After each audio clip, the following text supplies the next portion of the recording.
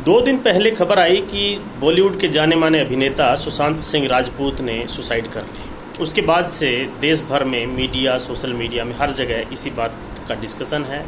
और यही बात ट्रेंड भी कर रही है। इसके साथ साथ सुसाइड, मेंटल हेल्थ, डिप्रेशन, ये सब बातें जो है मीडिया, सोशल मीडिया में डिस्कस की जा रही।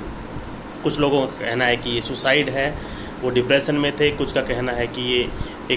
एक तरह से मर्डर है। कुछ का कहना है कि इसमें जो बॉलीवुड की तरफ से अबैटमेंट टू सुसाइड है बहुत से लोगों का, वो लोगों के अपने अपने ओपिनियन है। मुझे लगा कि इस मामले में कुछ हम कानून की बात करें। तो अगर सुसाइड की बात करें तो इंडियन पेनल कोड में अटेम्प्ट टू सुसाइड से संबंधित सेक्शन 309 में पेनल प्रोविज़न दिए गए हैं। इसमें कहा गया है कि कोई भी व्यक्ति अगर अटेम्प्ट टू सुसाइड करता है तो उसको पुनिश किया जाएगा। अब ये क्यों किया गया? ये इसलिए किया गया क्योंकि जिस समय इंडियन पेनल कोड बना, क्योंकि इंडियन पेनल कोड का जो कोडिफिकेशन शुरू हुआ वो 1836-37 में लॉर्ड मकौले ने किया और उसके बाद 1807 में, जैसे 1860 में ये इम्प्लीमेंट हुआ, तो उस समय का जो दुनिया भर में जो कानून की व्यवस्था और समझदारी थी वो यही थी कि किसी को अगर डराओगे आप, किसी को अगर पेनल पनिशमेंट लगेगा कि पनिशमेंट होगा इसके चलते, तो हो सकता है वो उस तरफ न चले। ऐसा सोचते हुए ही जो है सुसाइड को एक क्रिमिनल ऑफेंस बनाया गया। लेकिन इसके साथ साथ उसमें कम पनिशमेंट थी, लेकिन अबैटमेंट टू सुसाइड यानी कि कोई अगर किसी को सुसाइड करने के लिए अबैट करे तो ऐसी कंडीशन में 10 साल की सजा जो है इंडियन पेनल कोड के सेक्शन 306 में दी गई है। और इसके अगर हम सुसाइड के अगर पुराने केसेस देखे जाएं तो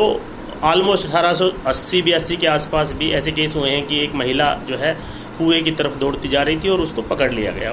उसके ऊपर केस चला कि अबैटमेंट अटेम्प्ट टू सुसाइड का। तो एक आ गया कि ये प्रिपरेशन का स्टेज था, वो कुएं के पास जाकर भी ये अपना मन बदल सकती थी कि मैं कुएं में ना कूदूं, और वो बच सकती थी, और इसी के चलते उसको उसमें छोड़ दिया गया। ऐसे ही एक केस ऐसा हुआ था कि एक महिला अपने लिए एक गिलास में जो है जहर भर लेती है और उसको पकड़ लिया जाता है। उसके बाद उस पर इसका केस भी चलता है, लेकिन उसमें भी यही कहा जाता है कि जब तक पिया नहीं गया तब तक वो अपना जो है माइंड चेंज कर सकती है। ऐसे ही और भी बहुत से केस हैं उस ज़माने के कि जिसमें एक बार पुलिस एक व्यक्ति के पीछे उसको पकड़ने के लिए पड़ी हुई थी, तो उसी में वो व्यक्ति कुएं में कूद गया। अब फिर उसको निकाला गया, उसके ऊपर भी अटेम्प्ट टू सुसाइड का केस चला। कोर्ट ने कहा कि देखिए ये जो है सुसाइड के लिए नहीं कूदा था, बचने के लिए कूदा था, और क्योंकि जब इसको निकाला गया तो ये आसानी से बाहर आ गया, तो वो जो है अटेम्प्ट टू सुसाइड में इनको कन्विक्ट नहीं किया जा सकता। ऐसे ही बहुत से और भी केस हैं। धीरे धीरे क्या हुआ कि 1950 में जब भारत का संविधान बना तो उसमें राइट टू लाइफ आया। तो राइट टू लाइफ जो आया वो उसी में ये मानिए कि A.K. गोपालन में राइट टू लाइफ का पहला केस था, उसमें नैरो इंटरप्रिटेशन हुआ, उसके बाद मेनका गांधी में बढ़ा और फिर वो एक्सपेंड होने लगा। तो एक केस हुआ पी रथी नाम के नाम से, उसमें सुप्रीम कोर्ट ने ये कहा कि राइट टू लाइफ में राइट टू डाई भी है, और उसमें एक तरह से जो सेक्शन 309 है आईपीसी का वो अनकॉन्स्टिट्यूशनल एक तरह से डिक्लेयर हो गया उस केस के द्वारा। लेकिन वो ज़्यादा समय चला नहीं, उसके कुछ समय बाद ही एक अबैटमेंट टू सुसाइड का केस आया, ज्ञान कौर का केस, और उस केस में उन्होंने ये कहा कि क्योंकि रथीनाम के केस में अटेम्प्ट टू सुसाइड को अनकॉन्स्टिट्यूशनल कर दिया गया है और उसको राइट जो सुसाइड है उसको राइट टू लाइफ में, right to die, right to life में इंक्लूड हो गया है, इसलिए उसके फंडामेंटल राइट को जो है उसको सपोर्ट करने में एक तरह से वो क्रिमिनल ऑफेंस नहीं कहा जा सकता। इसलिए अबैटमेंट भी जो है, हम तो उसका जो फंडामेंटल राइट था उसको फुलफिल करने के लिए उसको हेल्प किए, तो इसलिए हमें जो है पुनिश ना किया जाए। लेकिन उस केस में, ज्ञान कौर के केस में, सुप्रीम कोर्ट ने ये कह दिया कि राइट टू लाइफ में राइट टू डाई नहीं है, ये पॉजिटिव जो है राइट है और इसमें राइट टू डाई नहीं है। उसके बाद जो केसेस आए वो ऐसे ही चले, लेकिन उसके बाद जो है अरुणा रामचंद्र शानबाग का केस आया जिसको हम यूथनेशिया केस या मर्सी किलिंग का केस कहते हैं। उसमें एक तरह से right to death with dignity है कि कोई व्यक्ति ऐसी स्थिति में पहुंच जाता है कि वो डिसाइड भी नहीं कर पाता, तो उस कंडीशन में उसके जानकार और अल्टीमेटली जो है जो मेडिकल बोर्ड डिसाइड कर सकता है कि पैसिव यूथनेसिया का कंसेप्ट था कि आप उसको अगर वो लाइफ सपोर्ट सिस्टम में है तो वो लाइफ सपोर्ट सिस्टम हटा करके उसको जो है ऐसा कर सकते हैं कि लाइफ सपोर्ट सिस्टम हटाए और वो उससे मर जाए और उसका मरने का एक तरह से प्रोसेस एक्सेलरेट हो जाए। तो वो right to death with dignity है, राइट टू डाई कहीं नहीं है। उसके बाद अब देखा जाए तो 2017 में भारत सरकार ने कानून पेश किया और कानून पास किया जो है मेंटल हेल्थ 2017।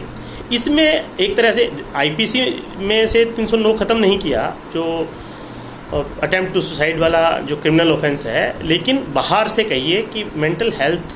जो एक्ट है 2017 का उसमें ये कह दिया गया उसके सेक्शन 115 में कि अगर कोई व्यक्ति सुसाइड का अटेम्प्ट करता है, क्योंकि अगर वो मर ही गया तो उसको आप वैसे भी कोई उसके खिलाफ कोई पेनल प्रोविजन क्या होगा जो जिसने अपना जीवन ही ले लिया, लेकिन अगर कोई बच जाता है तो ऐसे केस में ये माना जाएगा कि वो डिप्रेशन में है, मेंटली वो डिस्टर्ब है और उसको जो अथॉरिटी है उसके रिहेबिलिटेशन के लिए, उसके ट्रीटमेंट के लिए कोशिश करे ताकि ऐसी घटनाएं वो दोबारा से ज़िंदगी में ना करें। तो एक तरह से बाहर से उस जो क्रिमिनल ऑफेंस था जो सुसाइड अटेम्प्ट टू सुसाइड उसको मेंटल हेल्थ एक्ट के द्वारा उसको ख़त्म कर दिया गया 2017 में। 2018-19 में भी 18 में स्पेसिफिकली कहिए कि जो कॉमन काज ने फिर से जो अरुणा रामचंद्र शानबाग का केस था उसमें वो जो प्रोसेस को और स्ट्रीमलाइन और इजी करने के लिए केस किया, उसमें भी सुप्रीम कोर्ट ने डायरेक्शन दी। तो कुल मिलाकर के जो समय के हिसाब से देखें 1860 से लेकर के और 2020 तक, तो ये देखेंगे कि दुनिया में जो हमारा हेल्थ के प्रति भी जो नज़रिया बदला है उससे ये समझ में आया है कि चाहते तो उस समय भी यही थे कि लोग सुसाइड ना करें और चाहते आज भी यही हैं, लेकिन उस समय उसको एक डिसऑर्डर या उसको डिजीज़ या इस तरह से कुछ नहीं माना गया। लेकिन अब दुनिया भर में इसको माना गया है कि कोई व्यक्ति अगर सुसाइड करता है तो वो मेंटली डिस्टर्ब है और उसको प्रॉपर ट्रीटमेंट उसका होना चाहिए, ना कि उसको पेनल प्रोविज़न उसके लिए कानून में हो। तो इसमें मेन चीज़ यही है कि मेंटल हेल्थ का ये इशू है और देश में ज़्यादा से ज़्यादा जो साइकेट्रिस्ट कहिए या ऐसे लोग जो मेंटल हेल्थ कहिए या एक पॉजिटिव जो एनर्जी स्प्रेड करे, ऐसे लोगों की समाज में ज़्यादा ज़रूरत है भागम भाग की ज़िंदगी में, ताकि कोई भी व्यक्ति अपनी ज़िंदगी ख़त्म ना करे। क्योंकि राइट टू लाइफ जो है उस पर किसी भी व्यक्ति का खुद का जितना अधिकार है उतना ही समाज का भी अधिकार है। आपकी ज़िंदगी जो है आप डिसाइड नहीं कर सकते कि आप ख़त्म करेंगे, क्योंकि उस पर कोलेक्टिवली पूरे समाज का भी अधिकार है। और अगर हम सुशांत सिंह राजपूत का ही केस लें तो अगर वो ऐसा कदम ना उठाते तो आने वाले समय में भी वो इंटरटेनमेंट इंडस्ट्री के द्वारा अपनी डोनेशंस के द्वारा जो वो करते रहे हैं उनके द्वारा सोशल कंट्रीब्यूशन उनका बहुत लंबा चौड़ा होने वाला था और हो सकता था, लेकिन उन्होंने सडन जो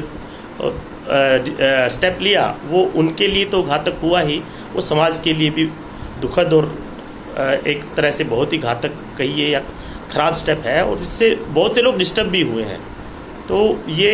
जो जर्नी है सुसाइड से संबंधित कानून की और जो संविधान में जो प्रोविज़न थे उससे संबंधित एक छोटा सा वीडियो मुझे लगा कि लोग डिस्कस कर रहे हैं, तो ये भी उसमें आपकी जानकारी बढ़ाने के लिए शायद हेल्पफुल रहेगा।